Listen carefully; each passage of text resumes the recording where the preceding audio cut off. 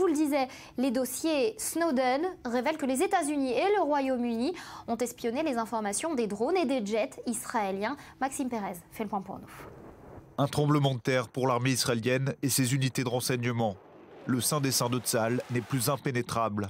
Depuis 1998, les États-Unis et la Grande-Bretagne observent toutes les activités de l'aviation israélienne. Leur opération a été baptisée Anarchiste, menée dans le plus grand secret depuis une base de la Royal Air Force sur l'île de Chypre, à 400 km des côtes israéliennes.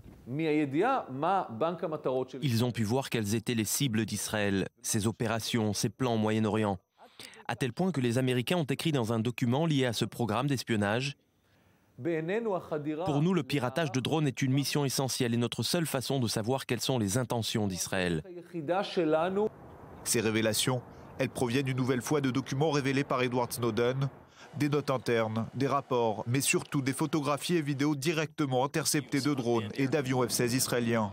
Les Américains ont pu suivre en temps réel des frappes à Gaza ou encore suivre de simples vols de reconnaissance au sud Liban contre le Hezbollah et même en Syrie. C'est tout le système de cryptage de l'armée de l'air israélienne qui a été piraté. Dans certains documents, nous voyons que depuis 2009, au terme d'un processus de plus en plus intensif, les équipes liées au programme anarchiste sont de plus en plus sollicitées pour infiltrer les services de renseignement israéliens et obtenir des informations. Et ça n'est pas un hasard si cela est intervenu au moment où le manque de confiance est accru entre la Maison-Blanche et le bureau du Premier ministre israélien.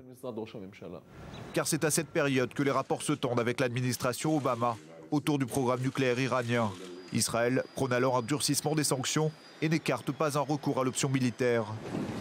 Pire, à plusieurs reprises, sur ordre de Benjamin Netanyahou, l'armée et le Mossad ne partagent plus certaines informations avec le Pentagone. Les Américains doutent subitement de leur allié. Selon moi, cela montre qu'Israël, souvent présenté comme une société avec le culte du secret, est exposé aux activités d'espionnage. Si un pays réussit à nous infiltrer, alors un autre peut le faire également. Et si le premier est un pays ami, le second ne le sera pas forcément. Voilà pourquoi il faut prendre ces révélations avec beaucoup de sérieux. C'est donc la leçon que devra retenir Israël, qui a pourtant investi d'immenses ressources dans le cryptage de ses opérations. Hier, les Américains, et peut-être demain l'Iran, et la puissante Russie, désormais installée en Syrie, l'État hébreu est averti.